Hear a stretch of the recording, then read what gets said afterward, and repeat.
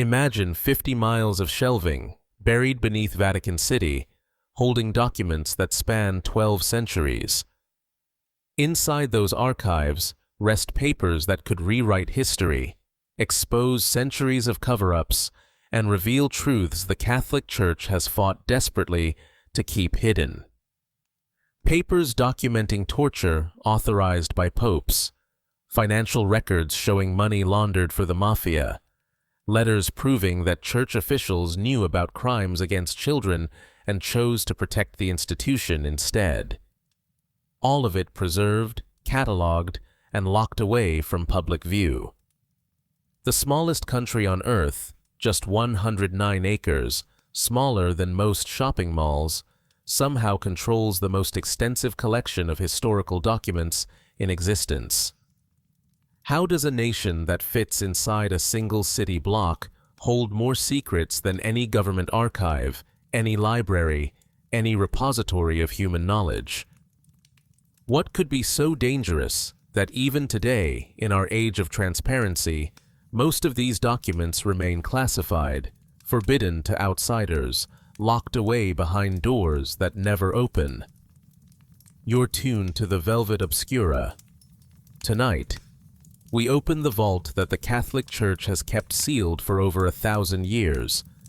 We're stepping into the Vatican's secret archives, now awkwardly renamed the Vatican Apostolic Archives in 2019, a clumsy attempt to make them sound less sinister. But the contents haven't changed.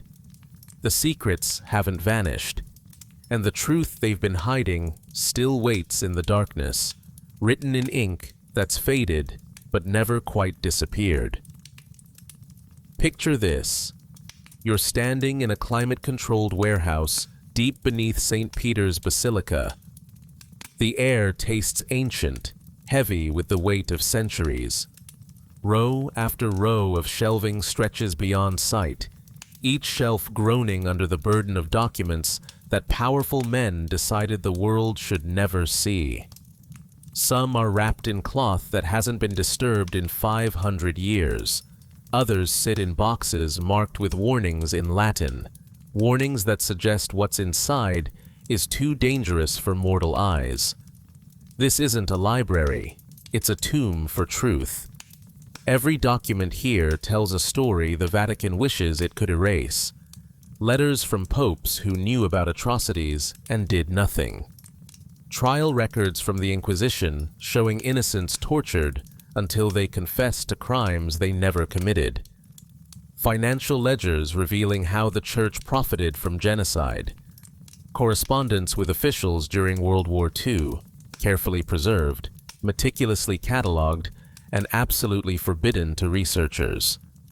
As far as the Church maintains, these are administrative records, boring bureaucratic paperwork. But if that were true, why lock them away? Why deny access? Why, after centuries of calling them secret, suddenly pretend they never were? Now, dim the lights, maybe turn on a fan for that soft background hum, and let's ease into tonight's journey together. We're going to explore what the Vatican has buried in those 50 miles of archives, why they've hidden it, and what happens when the truth occasionally leaks out despite their best efforts to keep it contained. The Vatican's secret archives weren't always in one place. For centuries, they traveled with each pope, a portable collection of dangerous knowledge. Imagine that. Whenever a pope moved, wagons full of secret documents followed, guarded more carefully than gold or jewels. Because these papers were worth more than treasure. They contained proof of deals made in darkness, crimes committed in Christ's name, truths that could topple the entire institution if they ever reached the wrong eyes. In 1512, Pope Julius II finally gave them a permanent home, not because he believed in transparency or historical preservation, but because he wanted control. Concentration. The ability to lock everything dangerous in one location where it could be guarded, monitored, and kept from prying eyes. For 369 years after that, absolutely no outsider saw these documents. Not historians, not scholars, not even Catholic theologians who devoted their lives to studying church history. Complete secrecy, enforced by papal decree, with excommunication threatened for anyone who tried to peek behind the curtain. The physical space itself tells you everything you need to know about the Vatican's priorities. In 1980, they built a 2-story, fireproof, reinforced concrete bunker beneath Vatican City. Climate controlled to preserve fragile parchment, equipped with security cameras watching every corner. Accessible only through multiple checkpoints, each requiring identification and authorization. They spent millions on this facility, millions to protect paper, millions to ensure that whatever's written on those pages stays hidden from the world. The Vatican claims this is about preservation, protecting delicate medieval manuscripts from temperature fluctuations and humidity. Perhaps. But preservation doesn't require secrecy. It doesn't require denying access to qualified researchers who could help catalog and understand what's there. The British Library preserves ancient documents. The Library of Congress preserves founding papers of nations. They manage this without locking out the entire world. The Vatican's explanation for why so much remains classified is always the same: privacy, protocol, sensitivity. Never the truth. 85 kilometers of shelving. That's about 53 miles. If you tried to read one document per day, you'd need thousands of years to get through them all. Some researchers who've gained limited access describe walking through narrow corridors lined floor to ceiling with boxes, each box containing dozens or hundreds of documents, each document potentially holding secrets the church wants buried. You can't browse. You can't explore. You must request specific items by name, which is impossible unless you already know they exist. It's like being given access to a library where you can only check out books if you already know their exact titles, authors, and call numbers. If you don't know what you're looking for, you'll never find it. And the Vatican very much wants to keep it that way. The word secret is where things get interesting. The Vatican insists this is a mistranslation of the Latin secretum, which supposedly means private or personal. They're technically correct, but deliberately misleading. Yes, secretum can mean private, as in the Pope's private property, his personal archive. But it also means hidden, concealed, kept from public knowledge, classified. When ancient Roman officials sealed documents as secretum, they weren't just marking them personal, they were marking them forbidden. For centuries, the Church was content with that name. The Vatican's Secret Archives. It sounded impressive, mysterious, appropriate for an institution that claimed to hold the keys to heaven itself. But then came the 21st century. Sexual abuse scandals erupting worldwide, financial corruption investigations intensifying, public trust in the Church collapsing. And suddenly, secret carried connotations the Vatican didn't like. Secrets suggested cover-ups. Secrets suggested hidden crimes. Secrets suggested an institution with something to hide. So, in 2019, Pope Francis issued a decree. The archives would be renamed the Vatican Apostolic Archives. Apostolic sounded official, religious, boring. It suggested administrative records and theological documents, not torture confessions and money laundering receipts. The Vatican's explanation was that they wanted to eliminate negative connotations in English. But the timing raises questions. This rebranding came precisely when those negative connotations were most deserved, when pressure to reveal what the Church was hiding reached its peak. Changing the name doesn't change the contents. The same documents that were secret yesterday are still secret today, just with a prettier label on the door. It's like a pharmaceutical company renaming a dangerous drug after lawsuits start piling up. The chemical formula hasn't changed. The side effects haven't vanished. You've just made it harder for people to know what they're dealing with. Since 1881, when Pope Leo XIII finally opened a small portion of the archives to scholars, the Vatican has maintained strict control over who enters and what they can see. You need a doctorate or equivalent qualification. You need a letter of introduction from a recognized institution, a university, a research center, somewhere official that will vouch for you. You need to specify exactly which documents you want to examine, which is a bit like asking someone to describe the contents of a locked box they've never been allowed to open. How do you request what you don't know exists? Once you're approved, and many researchers are rejected without explanation, you arrive at the reading room. You sit at a designated station under the watchful eye of security cameras and archive staff. You fill out request forms for specific documents. Hours later, those documents arrive. You can examine them, take notes by hand, but you cannot photograph most materials. Anything deemed sensitive can be withdrawn at any moment without explanation. And if you find something interesting, something that suggests other related documents might exist, good luck requesting those. The Vatican decides what you see, when you see it, and how much context you're allowed to have. The critical restriction comes with dates. Everything after 1958 remains completely classified. Documents about contemporary figures after 1922, also forbidden. This isn't about protecting fragile parchment. 21st century papers don't need special climate control. This is about protecting the living and the recently dead.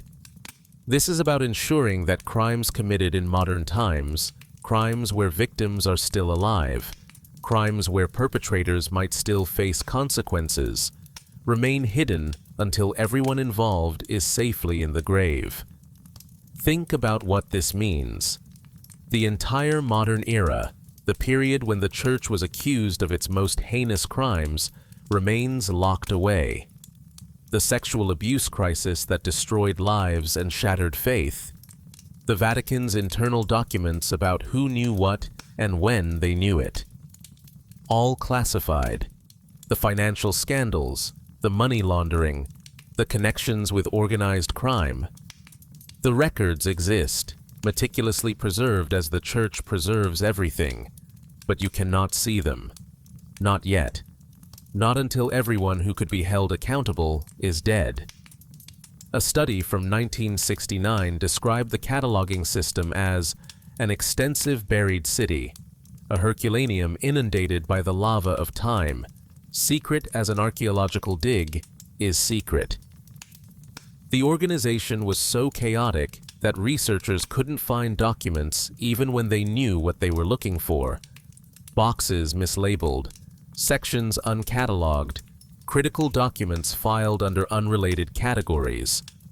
As far as some historians believe, this wasn't accidental.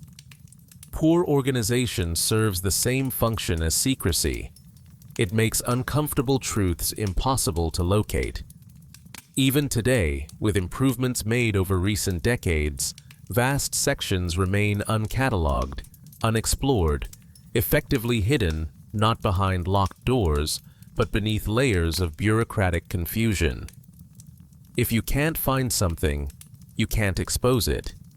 If documents about papal crimes are misfiled in a box labeled routine correspondence, no researcher will ever think to look there.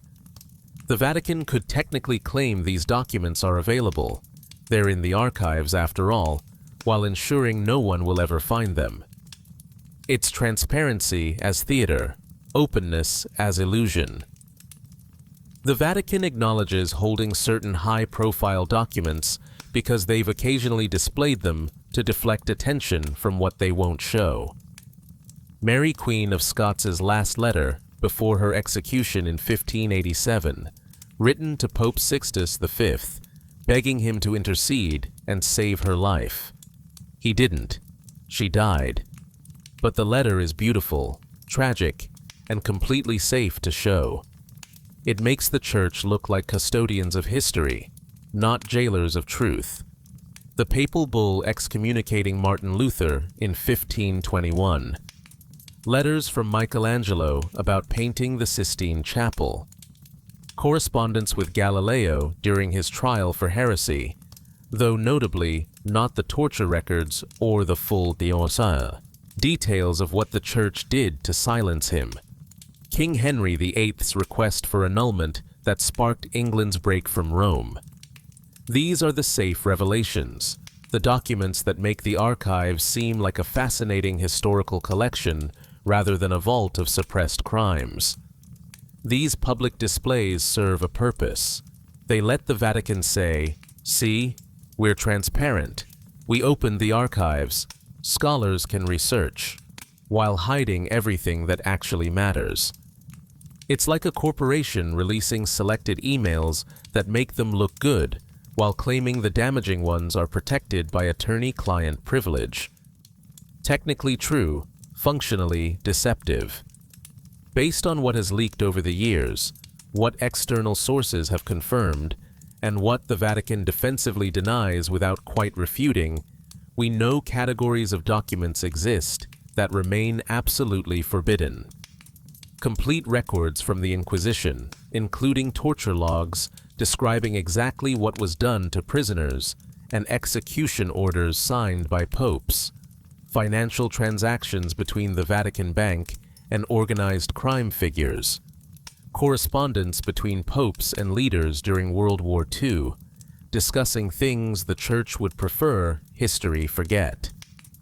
Internal investigations into allegations that were buried rather than acted upon. Letters from bishops reporting crimes to Rome and receiving instructions to cover them up, to protect the Church's reputation, to prioritize the institution over the innocent. These documents exist. They're cataloged. At least the Vatican knows they're there. They're preserved with the same care given to every other historical record. And they're locked away, supposedly forever, protected not because they're fragile, but because they're dangerous. Dangerous to the Church's claims of moral authority. Dangerous to the carefully constructed mythology of papal infallibility. Dangerous to the idea that this institution, despite its earthly failings, somehow remains guided by divine will. As you drift off, you'll discover what waits in those archives, in the documents scholars have glimpsed, in the papers that leaked despite the Vatican's best efforts to contain them. The torture authorized in God's name. The innocents destroyed for political convenience. The money taken from the dying and laundered through holy accounts, all of it written down, preserved, and hidden where the world cannot see. The Vatican holds complete records from both the medieval and Spanish Inquisitions, centuries of systematic torture and execution, all meticulously documented. These aren't rumors or legends. The documents exist. Researchers who've gained access to portions of these records describe them in horrifying detail. Instructions on how to apply torture without endangering life or limb, as if that qualifier made it acceptable. As if there's a humane way to dislocate someone's shoulders on the rack, a gentle approach to suspending someone by their wrists until joints tear, a merciful technique for burning the soles of their feet until the flesh chars black.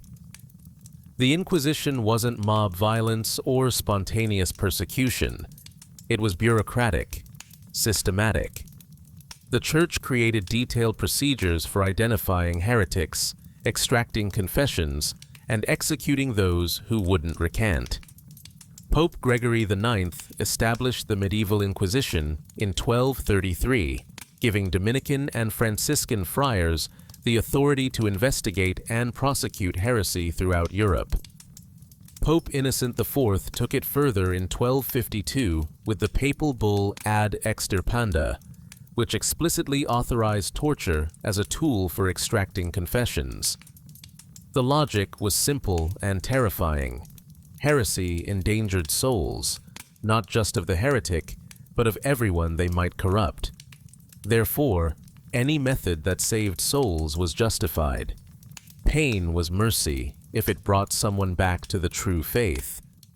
Death was kindness if it prevented further spiritual contamination. Under this reasoning, the Church tortured thousands, executed thousands more, and documented everything with the same careful attention a merchant might give to accounting ledgers. Confessions extracted under agony, with notations about how many times the rack was turned before the victim broke. Descriptions of the strappado, suspending prisoners by their wrists tied behind their backs, then jerking the rope to dislocate shoulders, sometimes with weights added to their feet for extra damage. Records of water torture, forcing water down throats until stomachs distended and lungs filled, until victims drowned slowly while interrogators demanded confession. Documentation of burning coals applied to bare feet, of thumb screws tightened until bones cracked, of all the creative ways human beings found to inflict suffering on other human beings while claiming to serve God. The Church opened some of these files in recent decades, but with heavy restrictions. Researchers can see trial transcripts, but not complete torture records.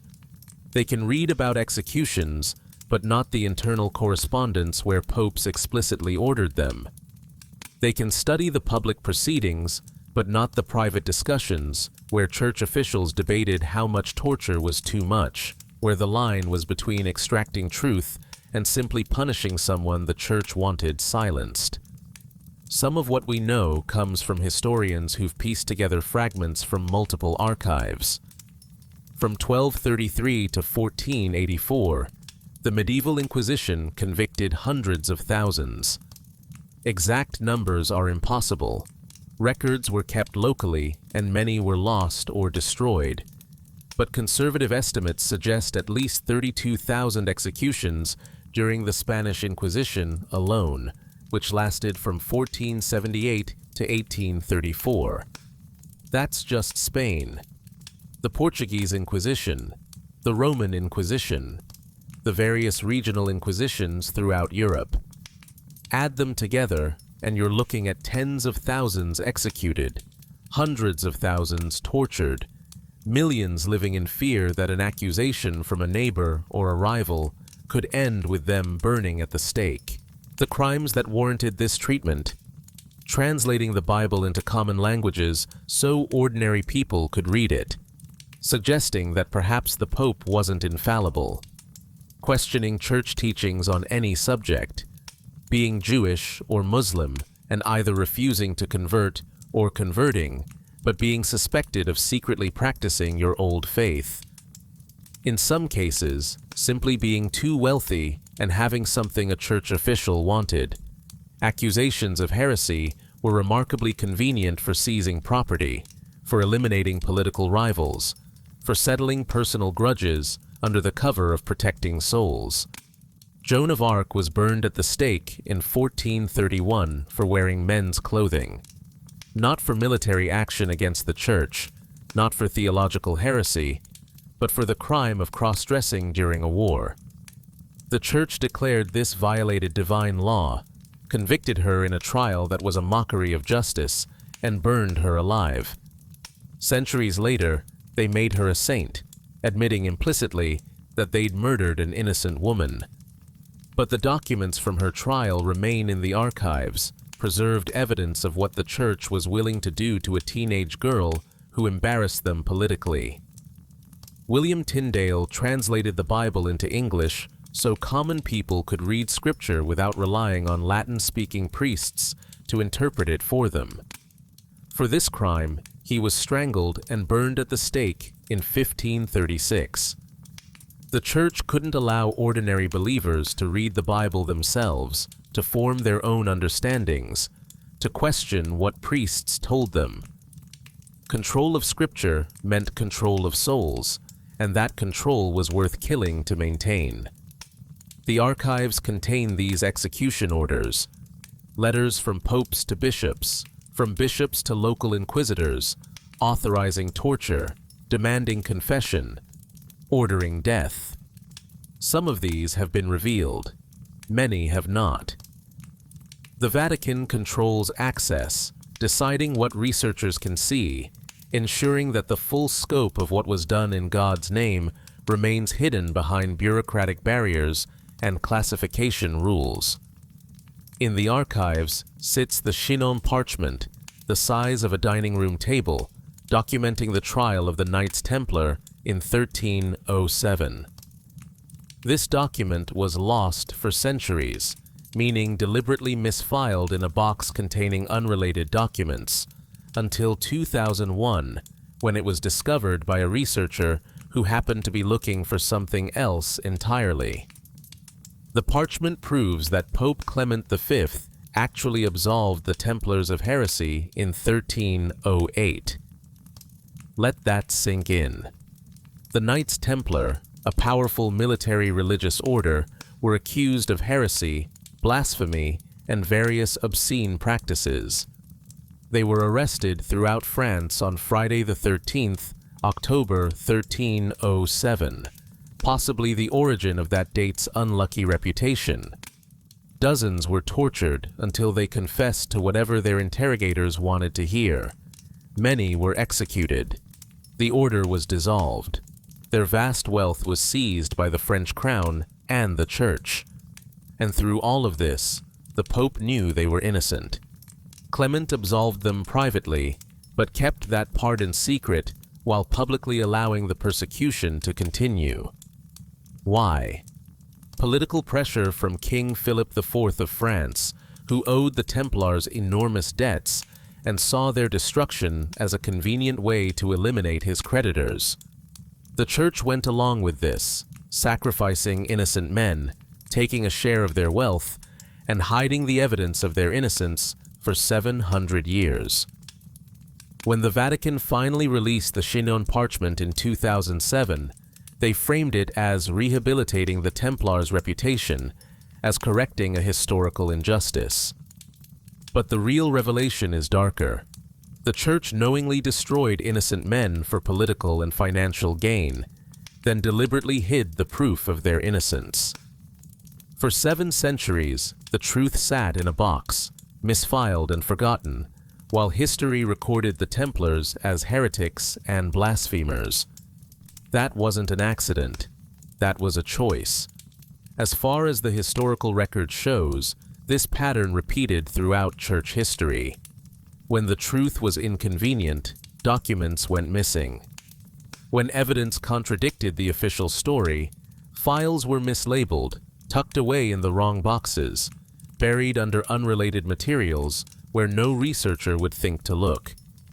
The archives became not just a repository of history, but a graveyard for uncomfortable facts, a place where truth went to die quietly in the darkness. Perhaps the most damning modern secrets involve the Vatican's role in smuggling officials out of Europe after World War II.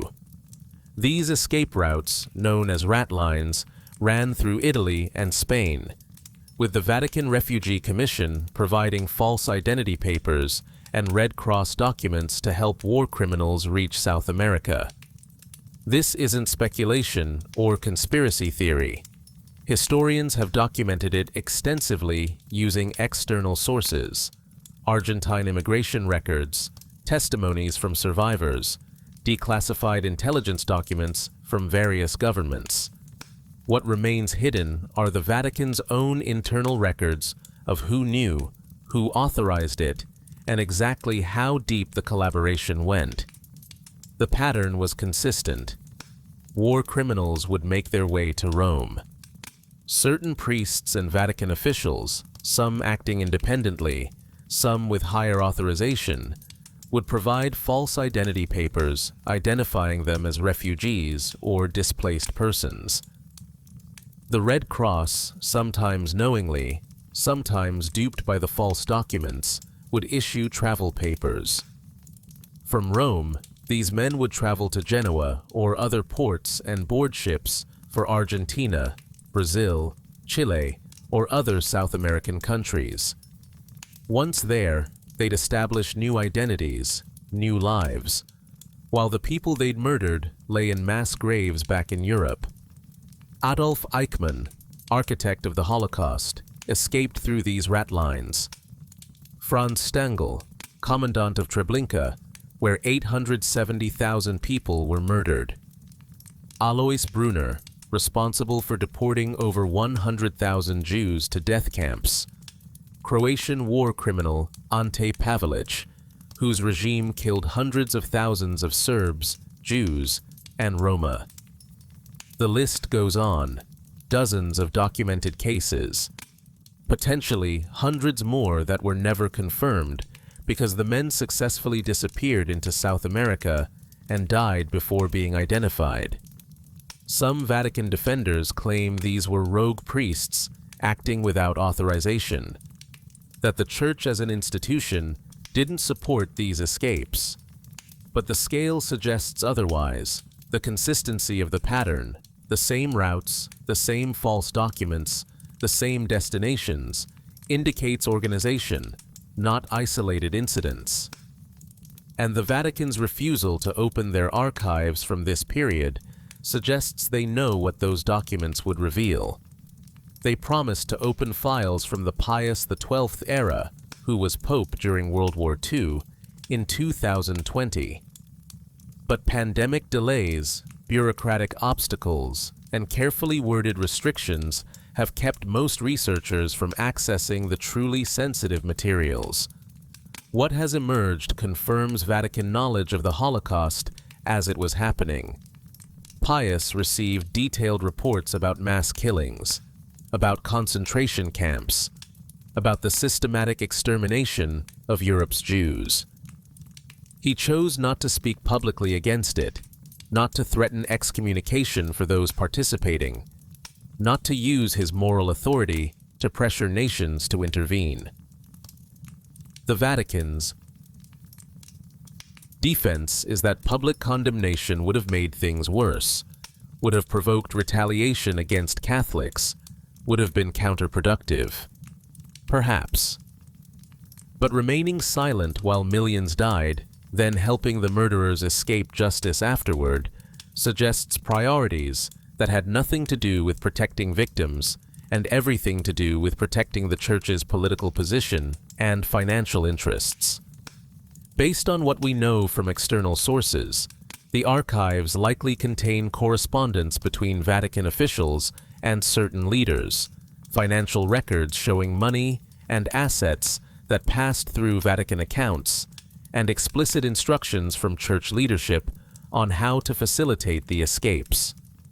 Gold stolen from Holocaust victims, artwork looted from Jewish families, assets seized from the murdered. Some of this passed through Vatican bank accounts, laundered into respectable investments, hidden where civil authorities couldn't trace it. The Church has never fully accounted for this.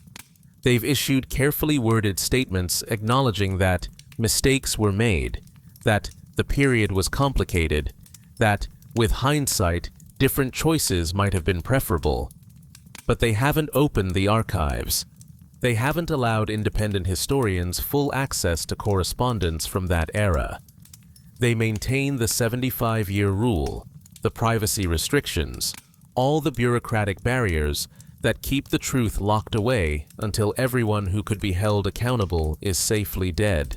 In 1917, 3 children in Fatima, Portugal, claimed to receive prophecies from the Virgin Mary. Thousands witnessed the final apparition on October 13th, when witnesses reported the sun appeared to dance in the sky. 2 of the prophecies were eventually revealed, predictions of World War II and the rise of communism. But the 3rd remained secret for decades, fueling intense speculation about apocalyptic warnings, divine judgment, the end of the world. When the Vatican finally released the 3rd secret in 2000, The explanation seemed suspiciously convenient. It supposedly predicted the assassination attempt on Pope John Paul II in 1981.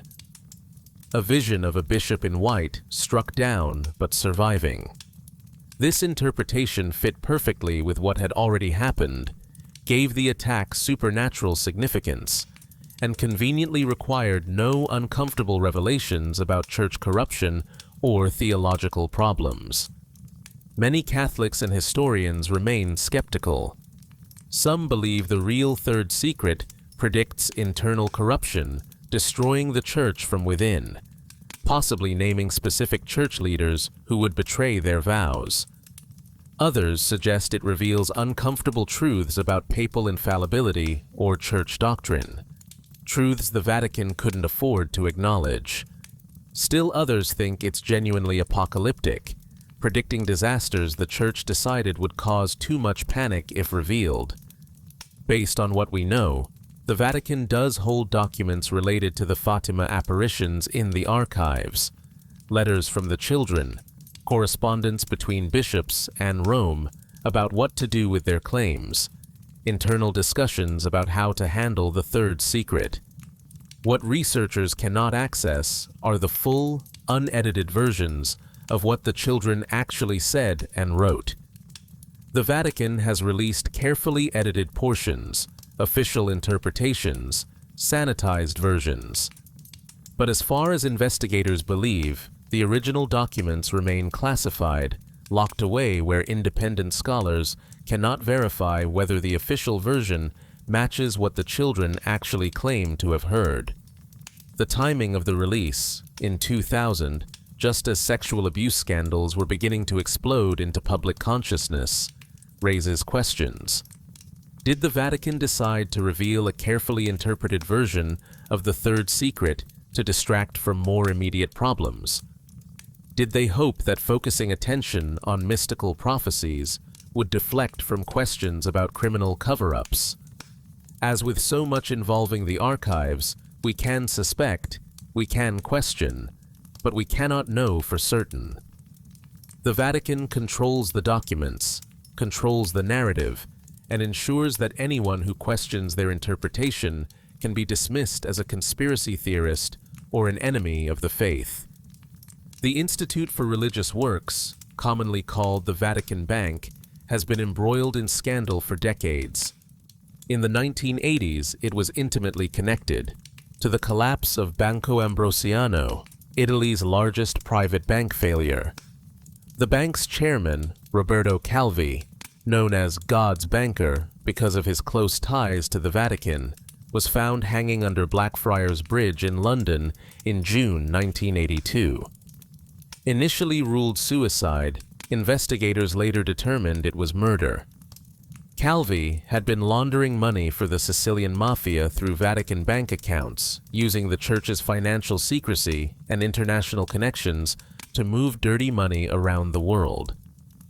When investigators started closing in, when Calvi faced prosecution, when he threatened to expose the full extent of Vatican involvement, he died under circumstances that were clearly suspicious. His pockets were filled with stones and cash. His body showed signs of a struggle. He'd been hung in a way that suggested someone else did it.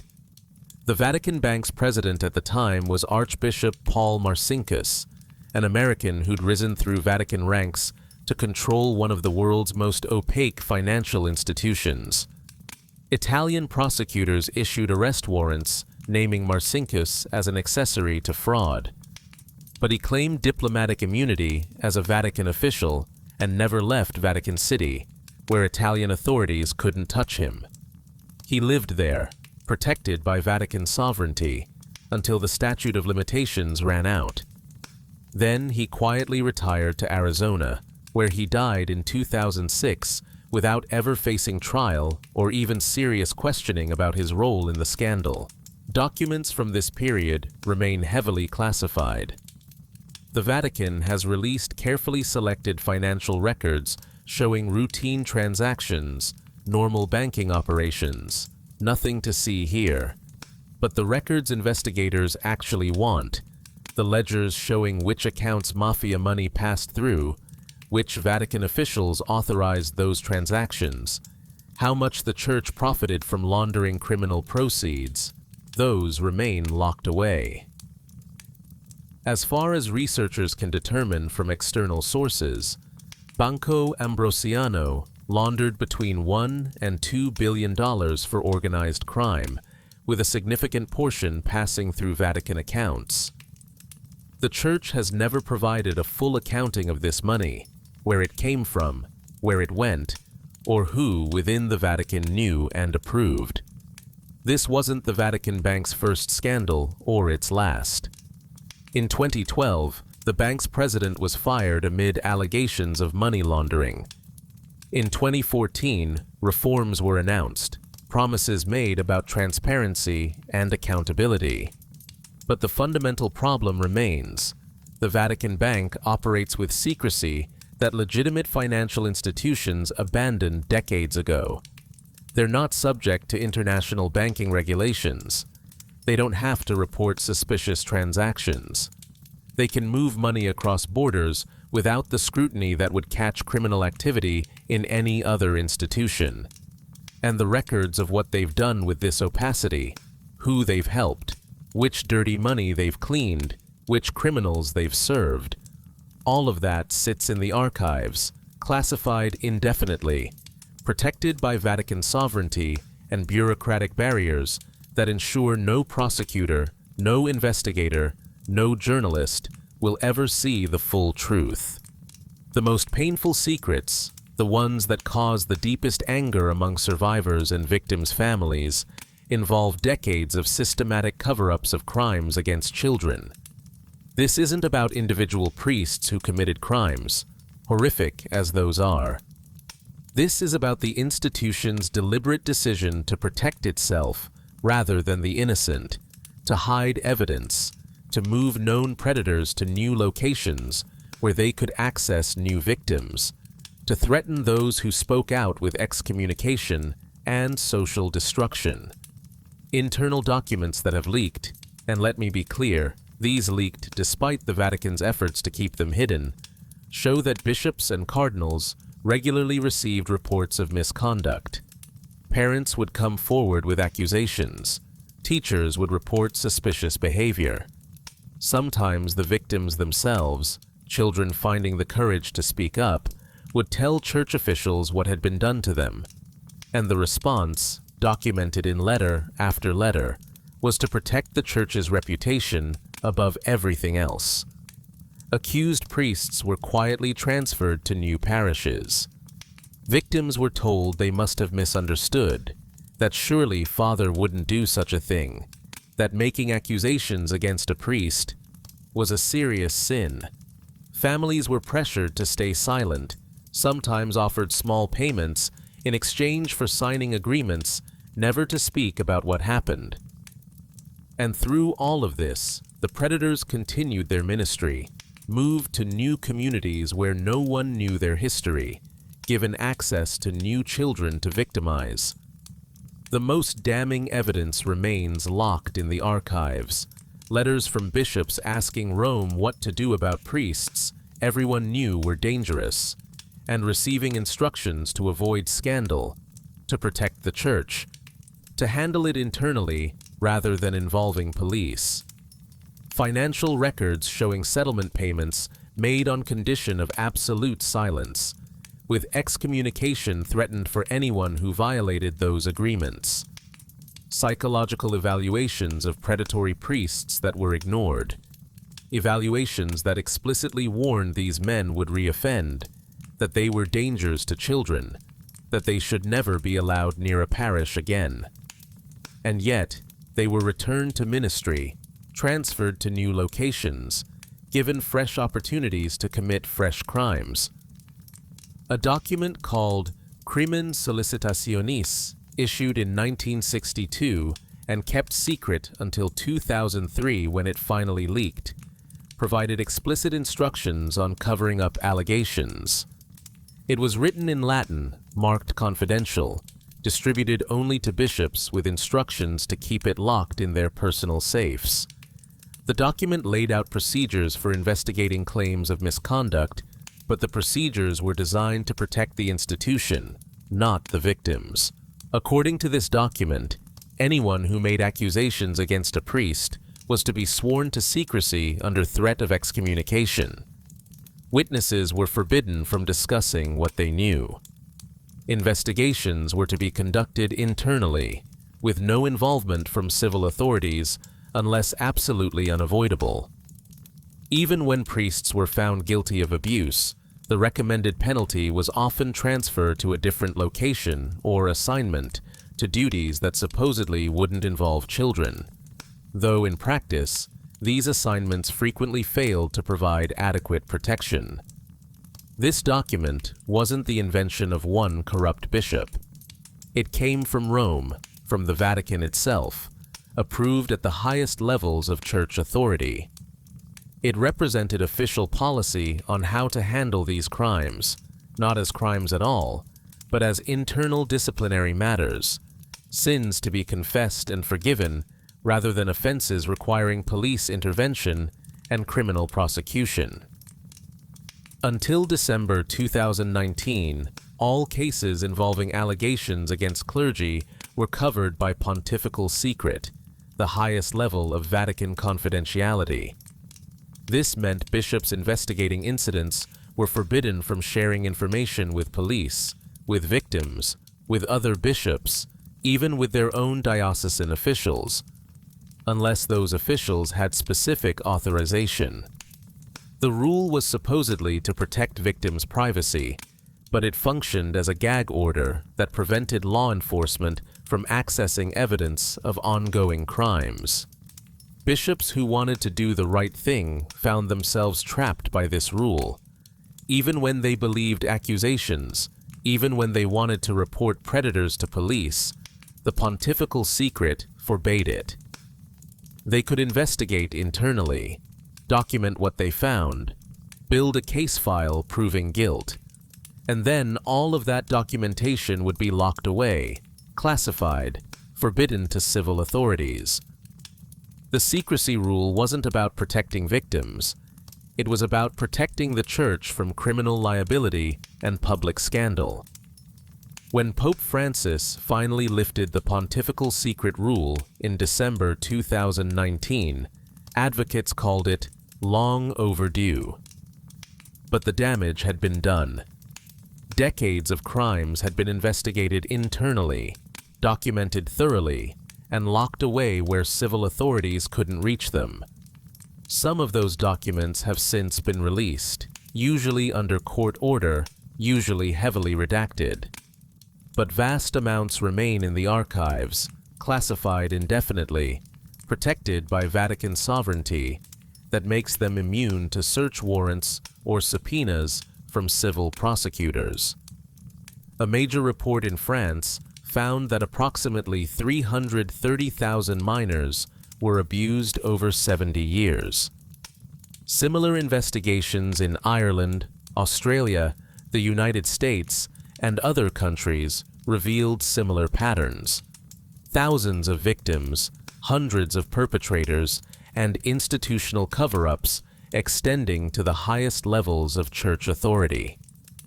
In every case, the evidence that broke these scandals open came from external sources: court documents, police investigations, journalists interviewing survivors. The Vatican's own documentation of what they knew and when they knew it remains largely classified, hidden in those archives, locked away from accountability. Founded in 1179 by Pope Alexander III, the Apostolic Penitentiary is a secret tribunal that handles the Church's gravest sins, crimes so serious that only the Pope can grant absolution. It remained completely secret until 2009, when its existence was finally acknowledged publicly. Even now, almost everything about its operations remains classified. We know it exists. We know generally what categories of offenses it handles. But the specific cases, the individuals involved, the outcomes of trials, all of that is locked away. forbidden even to most Vatican officials. The tribunal handles cases like priests breaking the confessional seal, revealing what someone confessed during the sacrament of confession, attempting to assassinate the Pope, desecrating the Eucharist, and for centuries, it also handled allegations of abuse, not as crimes against children, but as sins against the sacraments, as violations of priestly celibacy, as internal church matters rather than criminal acts requiring civil prosecution. This distinction matters enormously. When abuse was treated as a sin rather than a crime, it was handled through the penitentiary's secret processes. The priest would confess. Some form of penance would be assigned: prayer, fasting, perhaps transfer to a monastery for a period of reflection. Then the priest would be absolved, forgiven, and often returned to ministry. The victims were never consulted. Their suffering was treated as collateral damage in a process focused entirely on the priest's spiritual state and the church's reputation. Documents from the penitentiary's proceedings are kept in a separate archive, even more restricted than the main Vatican secret archives. Researchers who've been granted access to portions of the main archives describe the penitentiary's files as completely off-limits. They're not even listed in the general catalog. As far as outside observers can determine, these documents have never been shown to civil authorities, never been used in criminal prosecutions, never been available to victims seeking justice or simply seeking to know that what happened to them was taken seriously. The penitentiary still exists today, still handles serious internal church matters, but its records remain as secret as ever, locked away where no outsider will ever see them, protected by layers of Vatican bureaucracy and the claim that these are sacred proceedings whose confidentiality must be absolute. Which is another way of saying that the Church's gravest sins, its most serious crimes, its most horrific betrayals of trust, all of that gets documented, preserved, and hidden where it can never be used to hold anyone accountable. In September 1978, Pope John Paul I died after just 33 days as Pope. The Vatican's handling of his death was chaotic, marked by conflicting reports and suspicious circumstances. Who found him? The initial report said his secretary. Later reports said a nun. What was he doing? First, they said he was reading in bed. Then they said he was working at his desk. Did he see a doctor before his death? Had he complained of symptoms? Had anyone checked on him during the night? No autopsy was performed, despite Vatican City law requiring one for unexpected deaths. The body was embalmed quickly, within hours, destroying any possibility of later examination if questions arose. Official statements from the Vatican kept changing, contradicting earlier versions, raising more questions than they answered. And through all of this, documents that might clarify what happened remained classified, locked away, forbidden to investigators.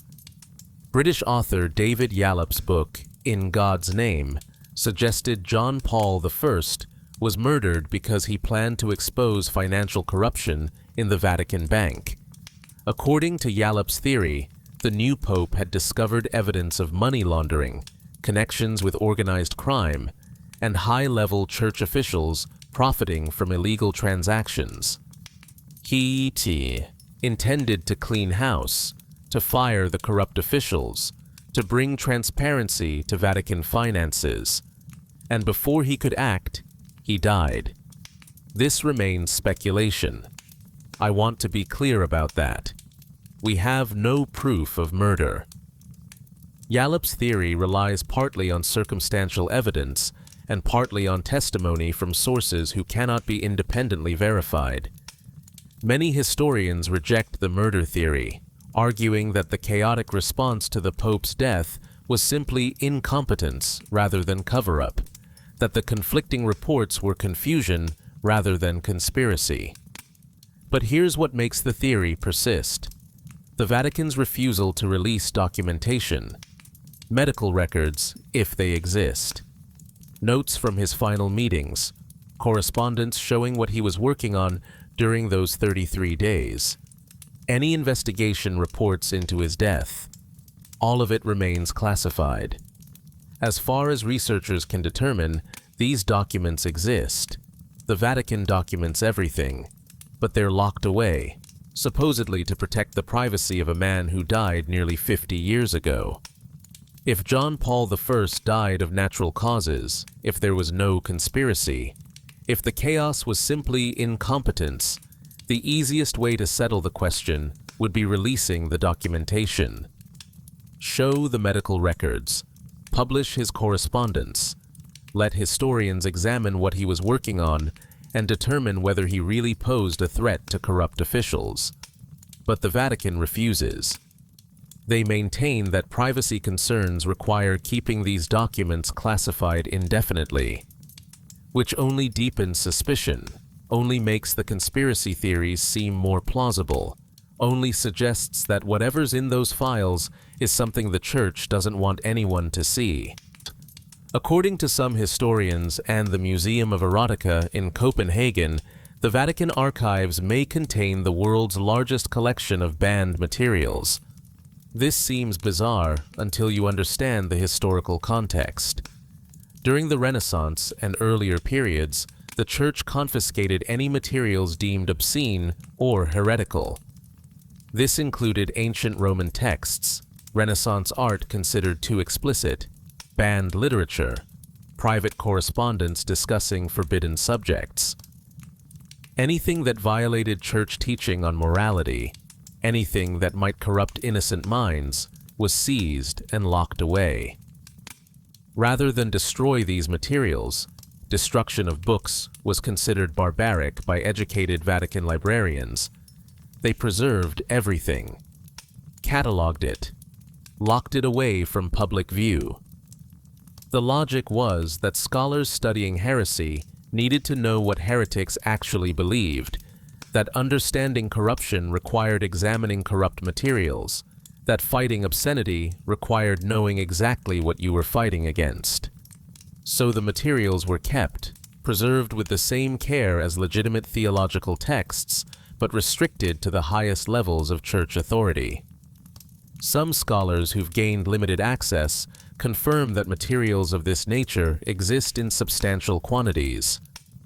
They're cataloged separately from the main collection, marked with warnings in Latin, almost never granted for research purposes.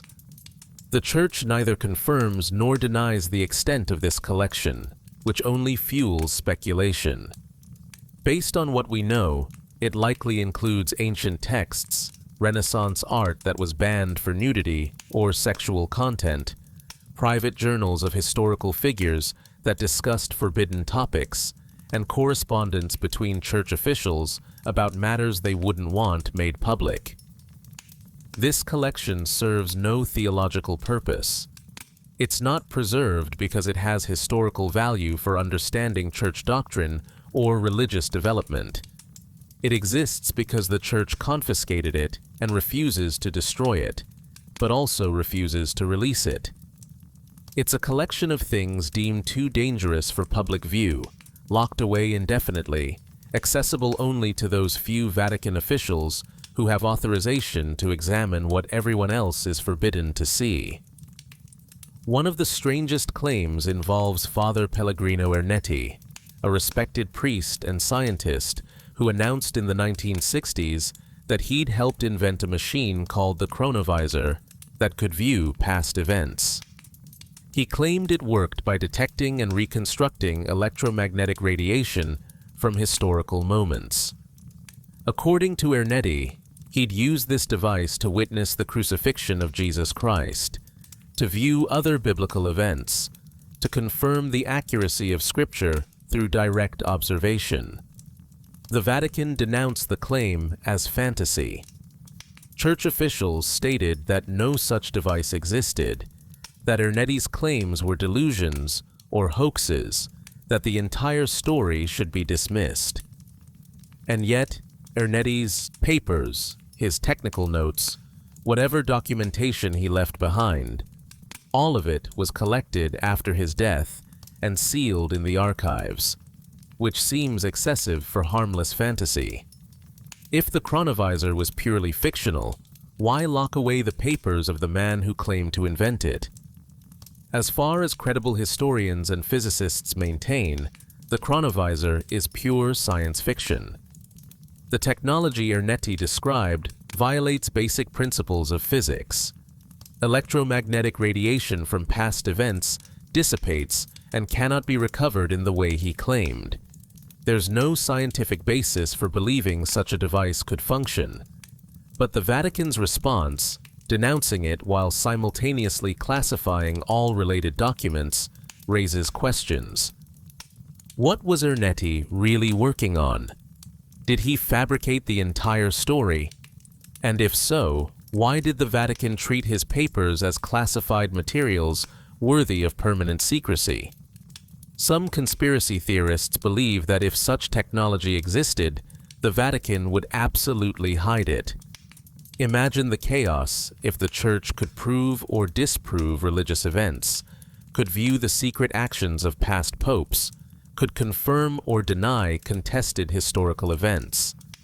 The power to control what people believed about the past would be enormous.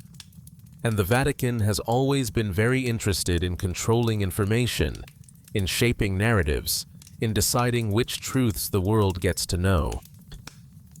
According to some historians and the Museum of Erotica in Copenhagen, the Vatican archives may contain the world's largest collection of banned materials. This seems bizarre until you understand the historical context. During the Renaissance and earlier periods, the Church confiscated any materials deemed obscene or heretical. This included ancient Roman texts, Renaissance art considered too explicit, banned literature, private correspondence discussing forbidden subjects, anything that violated Church teaching on morality, anything that might corrupt innocent minds was seized and locked away. Rather than destroy these materials, destruction of books was considered barbaric by educated Vatican librarians. They preserved everything, cataloged it, locked it away from public view. The logic was that scholars studying heresy needed to know what heretics actually believed, that understanding corruption required examining corrupt materials, that fighting obscenity required knowing exactly what you were fighting against. So the materials were kept, preserved with the same care as legitimate theological texts, but restricted to the highest levels of Church authority. Some scholars who've gained limited access confirm that materials of this nature exist in substantial quantities. They're cataloged separately from the main collection, marked with warnings in Latin, almost never granted for research purposes. The Church neither confirms nor denies the extent of this collection, which only fuels speculation. Based on what we know, it likely includes ancient texts, Renaissance art that was banned for nudity or sexual content, private journals of historical figures that discussed forbidden topics, and correspondence between Church officials about matters they wouldn't want made public. This collection serves no theological purpose. It's not preserved because it has historical value for understanding Church doctrine or religious development. It exists because the Church confiscated it and refuses to destroy it, but also refuses to release it. It's a collection of things deemed too dangerous for public view, locked away indefinitely, accessible only to those few Vatican officials who have authorization to examine what everyone else is forbidden to see. One of the strangest claims involves Father Pellegrino Ernetti, a respected priest and scientist who announced in the 1960s that he'd helped invent a machine called the chronovisor that could view past events. He claimed it worked by detecting and reconstructing electromagnetic radiation from historical moments. According to Ernetti, He'd used this device to witness the crucifixion of Jesus Christ, to view other biblical events, to confirm the accuracy of Scripture through direct observation. The Vatican denounced the claim as fantasy. Church officials stated that no such device existed, that Ernetti's claims were delusions or hoaxes, that the entire story should be dismissed. And yet, Ernetti's papers, his technical notes, whatever documentation he left behind, all of it was collected after his death and sealed in the archives, which seems excessive for harmless fantasy. If the chronovisor was purely fictional, why lock away the papers of the man who claimed to invent it? As far as credible historians and physicists maintain, the chronovisor is pure science fiction. The technology Ernetti described violates basic principles of physics. Electromagnetic radiation from past events dissipates and cannot be recovered in the way he claimed. There's no scientific basis for believing such a device could function, but the Vatican's response, denouncing it while simultaneously classifying all related documents, raises questions. What was Ernetti really working on? Did he fabricate the entire story? And if so, why did the Vatican treat his papers as classified materials worthy of permanent secrecy? Some conspiracy theorists believe that if such technology existed, the Vatican would absolutely hide it. Imagine the chaos if the Church could prove or disprove religious events, could view the secret actions of past popes, could confirm or deny contested historical events. The power to control what people believed about the past would be enormous. And the Vatican has always been very interested in controlling information, in shaping narratives, in deciding which truths the world gets to know. Is the chronovisor real? Almost certainly not. But the fact that its inventor's papers remain classified decades after his death suggests the Vatican considers them sensitive for reasons they won't explain, which is typical of how the archives operate. Lock away anything that might raise uncomfortable questions, then refuse to explain why the questions are uncomfortable. The Vatican has spent decades denying certain documents exist, only for leaks to eventually prove otherwise. They claimed to have no documents about clergy abuse cover-ups. Leaked letters proved this was false. They insisted they had minimal contact with certain officials during World War II. External archives proved extensive collaboration. They maintained their financial records were clean. Scandals revealed massive corruption. This pattern suggests a simple rule. When the Vatican insists something isn't in their archives, assume the opposite. Based on this pattern, researchers believe the archives likely contain documents about the true origins of Christianity that contradict official doctrine. Evidence of popes who weren't celibate, who had children, who violated their vows in ways the Church has never acknowledged. Financial records showing exactly how wealthy the Church really is, not just the official Vatican City budget, but the global holdings, the investments, the assets hidden in accounts around the world.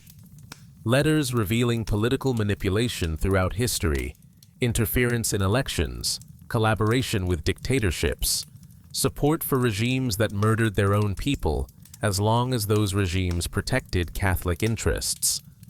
Documents about scientific suppression beyond the famous Galileo case, other scientists threatened, other discoveries buried, other truths hidden because they contradicted what the Church wanted people to believe. Records of how the Index of Forbidden Books was really enforced, which scholars were threatened, which works were destroyed before they could spread. Internal debates about doctrine, where Church officials admitted uncertainty, acknowledged that certain teachings were politically motivated rather than divinely inspired, discussed how to maintain control over believers who were starting to question official pronouncements. None of this can be proven definitively because the documents remain locked away. But the historical pattern, deny, deny, deny, until forced to admit the truth, suggests that everything the Vatican insists isn't there probably is, carefully catalogued and permanently classified, waiting for a future so distant that revealing these truths won't matter, because everyone involved is long dead. The Vatican doesn't hide documents out of simple embarrassment. The Church's entire authority structure depends on the belief that it represents divine will, that popes are guided by God, that the institution itself is holy, despite the human failings of individual members. Every document that reveals popes acting from political motives rather than spiritual guidance undermines this foundation. Every record of torture authorized by church officials contradicts the message of Christ's mercy. Every cover-up of crimes against the innocent destroys the claim that the Church protects the vulnerable. These aren't isolated scandals, unfortunate episodes in an otherwise noble history. They're patterns of behavior extending across centuries, documented thoroughly, preserved meticulously, and hidden permanently. The archives don't contain occasional evidence of wrongdoing. They contain systematic proof that the institution has always prioritized its own power over truth, safety, or morality. Revealing the full contents wouldn't just embarrass current church leadership. It would potentially destroy the foundation of papal authority itself, would make it impossible to maintain the fiction that this institution somehow remains divinely guided, despite a millennium of documented corruption. In 2012, Pope Benedict XVI's personal butler, Paolo Gabriele, became a whistleblower. He leaked hundreds of confidential documents to Italian journalist Gianluigi Nuzzi, exposing corruption within Vatican bureaucracy that shocked even cynical observers. The leaked papers revealed power struggles between cardinals, financial mismanagement, and allegations of blackmail involving gay clergy. These weren't ancient historical documents. This was current correspondence, recent memos, proof that the problems weren't just in the distant past, but were ongoing realities of how the Vatican actually operated. The scandal, dubbed Vatileaks, forced the Vatican to conduct an internal investigation. Benedict appointed 3 cardinals to examine how deep the corruption went. They interviewed much of the Vatican bureaucracy, reviewed countless documents, and compiled a 300-page report. According to leaks from those interviews, they discovered not just financial corruption, but also evidence of blackmail compromising church security and decision-making. Pope Benedict resigned in 2013, officially due to health reasons, becoming the first pope to resign in nearly 600 years. But many observers believe the Vatileaks revelations and the subsequent investigation showed corruption so deep, so entrenched, that Benedict realized he couldn't reform the system and chose to step aside rather than continue presiding over an institution he could no longer control. The full report remains classified. Only Benedict, Pope Francis, and the 3 investigating cardinals have seen it. When asked about its contents, Pope Francis confirmed that corruption and the gay lobby were real problems, but refused to elaborate. The report sits in the archives now, locked away, supposedly forever. It contains detailed documentation of how the Vatican really operates behind closed doors, proof of what church officials say and do when they think no one outside their inner circle will ever know. And that proof remains hidden, protected by the same secrecy rules that have hidden so much else. Contemporary scholars who've gained access to portions of the archives describe deep frustration. You can only request specific documents, but how do you request what you don't know exists? Several researchers report requesting documents related to specific historical events and being told those specific files were unavailable despite being listed in the catalog. Others describe finding crucial pages mysteriously missing from otherwise complete collections, suggesting someone removed evidence before granting access. One historian, researching Vatican finances during World War II, requested banking records that the catalog indicated existed. After months of bureaucratic delays, he was finally told those particular records had been temporarily relocated for preservation and weren't available for study. Years later, they still weren't available. Another researcher studying the Inquisition found trial records with torture sections carefully removed, cut out of bound volumes, leaving only the formal accusations and sentencing. The torture confessions, the descriptions of what was done to prisoners, were physically absent from documents that should have contained them. The Vatican frames these restrictions as necessary for preservation, for protecting fragile materials, for respecting privacy. But selective unavailability suggests deliberate suppression of specific truths. If you want to hide evidence without claiming it doesn't exist, you simply make it unavailable. File it in the wrong section. Mark it as requiring special authorization that's never granted. Claim it's being preserved or restored or digitized indefinitely. Remove the most damning pages before letting researchers see what remains. Control access so carefully that even scholars who've spent years studying a topic can't get to the materials that would definitively prove what the Church did.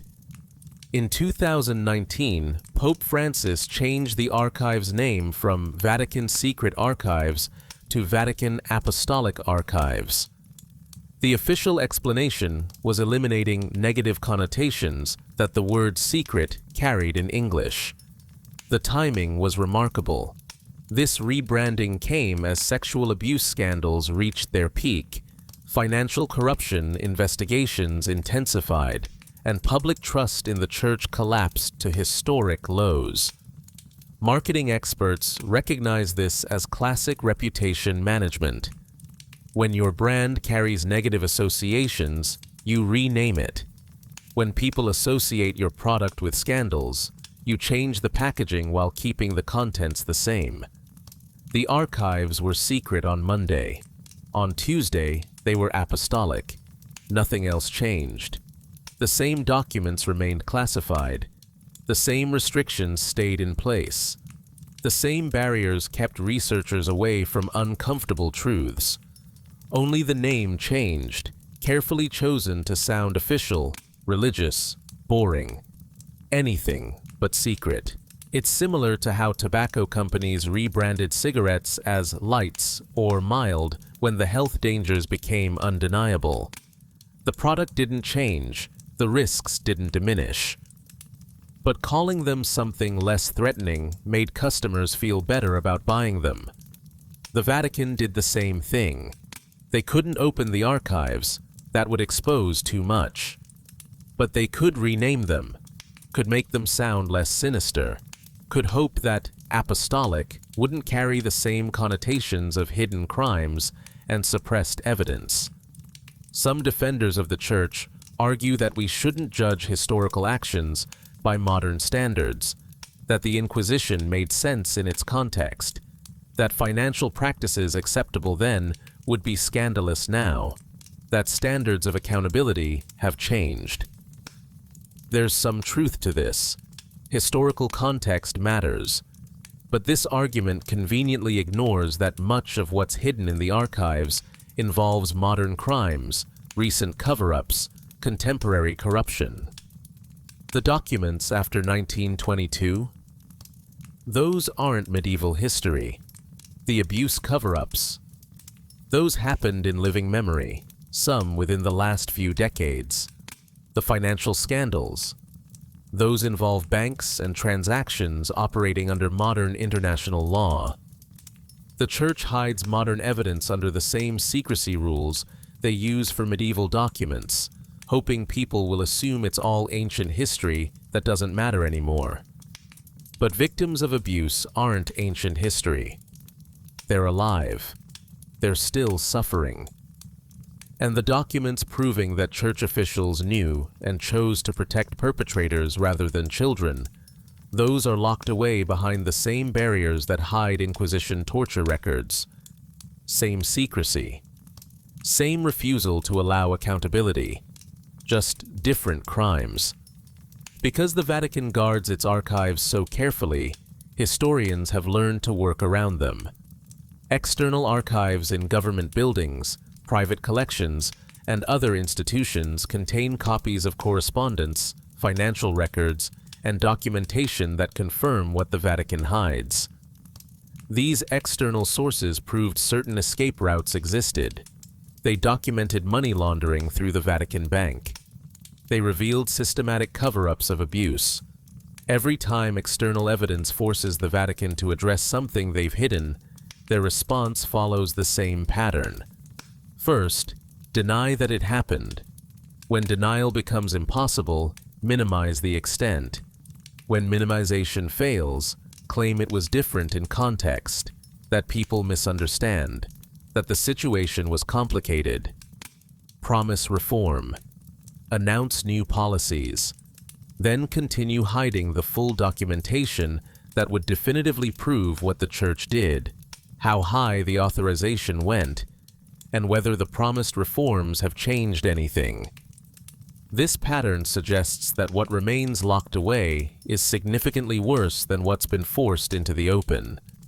The scandals we know about, the torture, the murder, the collaboration with war criminals, the financial corruption, the systematic protection of predators. These represent only what leaked or what external sources proved.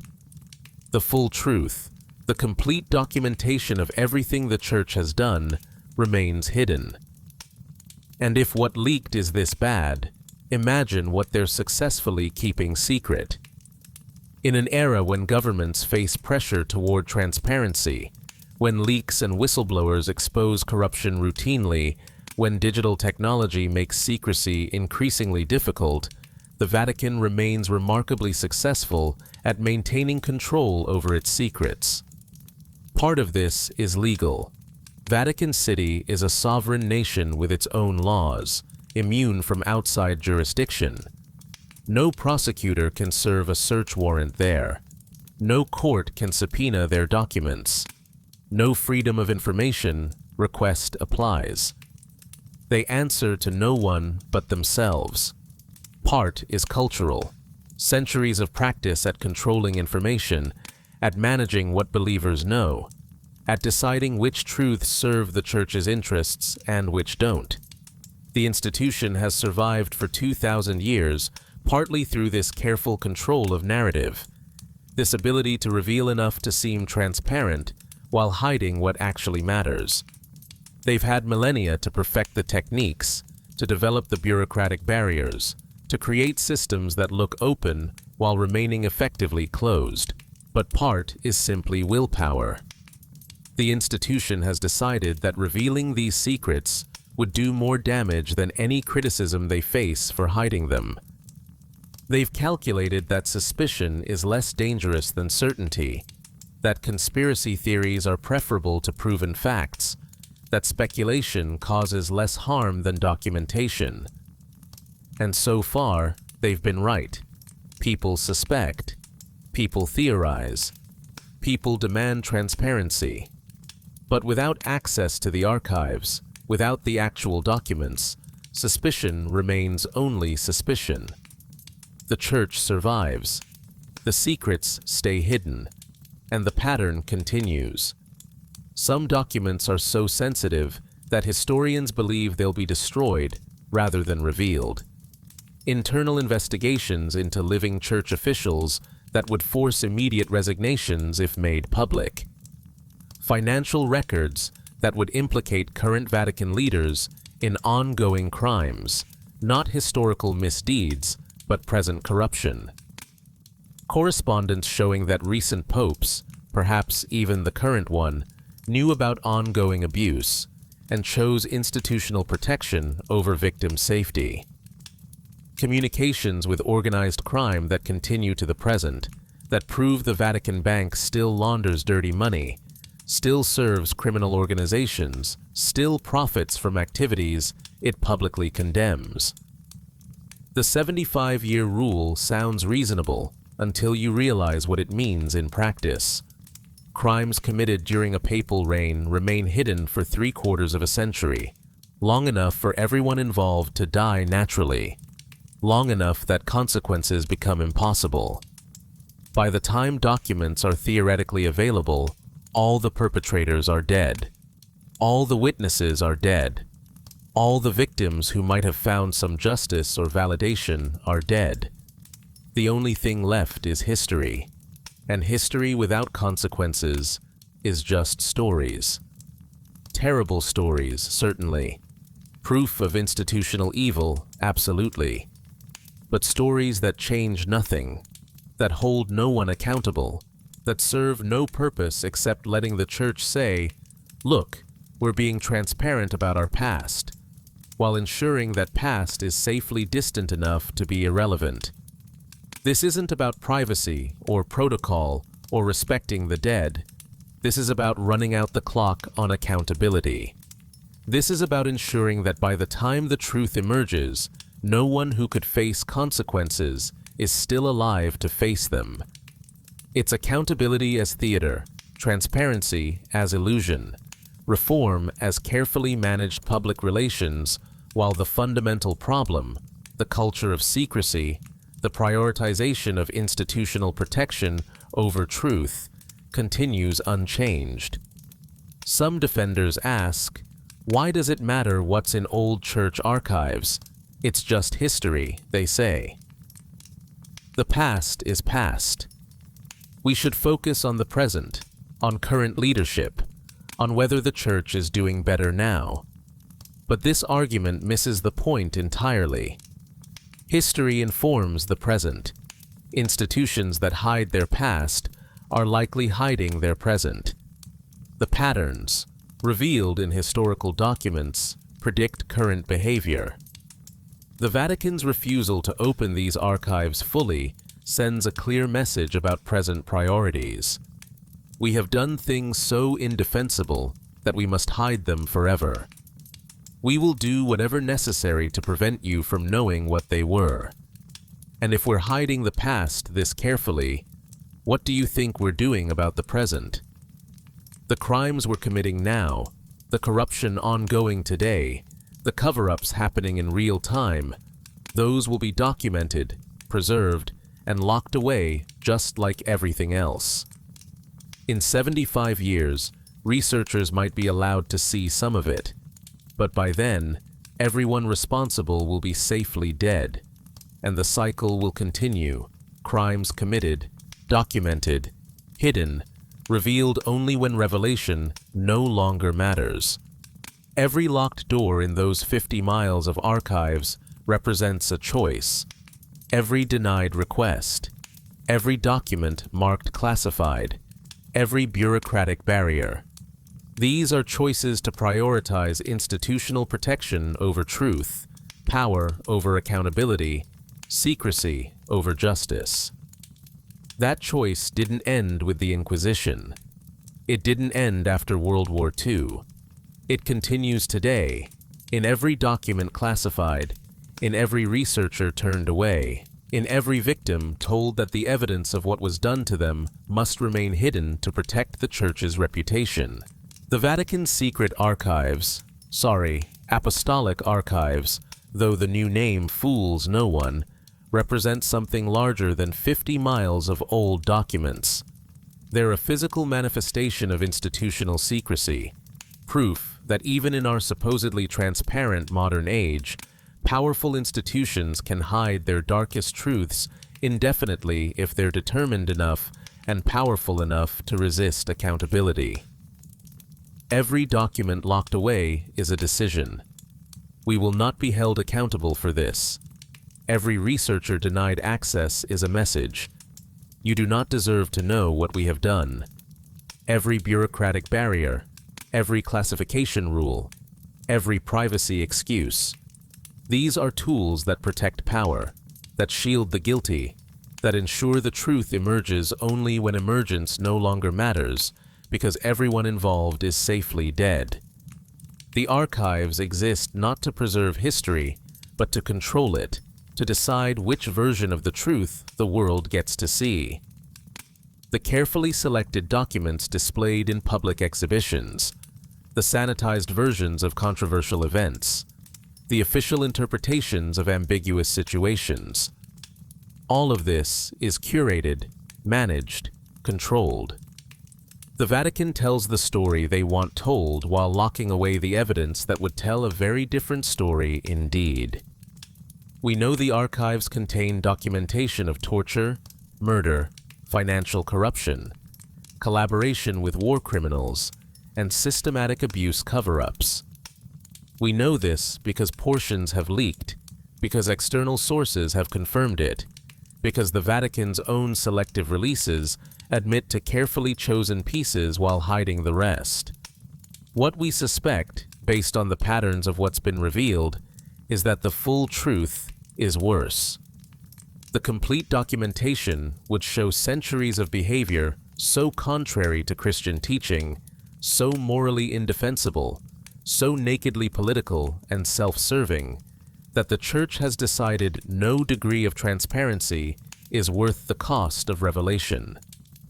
As far as historians can determine from available evidence, the darkest secrets remain locked away. And the Vatican has no intention of ever releasing them, no plan to open these doors, no moment of reckoning where they finally tell the full truth about what they've done and who they've protected, and why institutional survival mattered more than justice. Will these archives ever be fully opened? It seems unlikely. Even under popes who claim to prioritize transparency and reform, the fundamental barriers remain. Documents after 1958 stay classified. Sensitive materials remain restricted. The bureaucratic maze of requesting access continues to keep most researchers away from anything truly incriminating. Perhaps in another century, when everyone connected to current crimes has died, some doors might open. But by then, new secrets will have been created, new documents locked away, new evidence hidden. The cycle continues, has always continued, will likely always continue as long as the institution exists and maintains its sovereignty over these records. The institution has survived 2,000 years by controlling information. They show no signs of changing that strategy now. They've calculated, quite rationally, that the damage from revelation would exceed any benefit from transparency. They've decided that suspicion without proof is preferable to proof without deniability. And so the secrets remain hidden, preserved with the same care as holy relics, guarded as carefully as any treasure, locked away where time will eventually render them irrelevant, as everyone who could care, everyone who could act, everyone who could hold anyone accountable, slowly dies off. If you're still with us, if sleep hasn't found you yet, I'd really appreciate a quick like or subscribe. It helps the channel more than you know.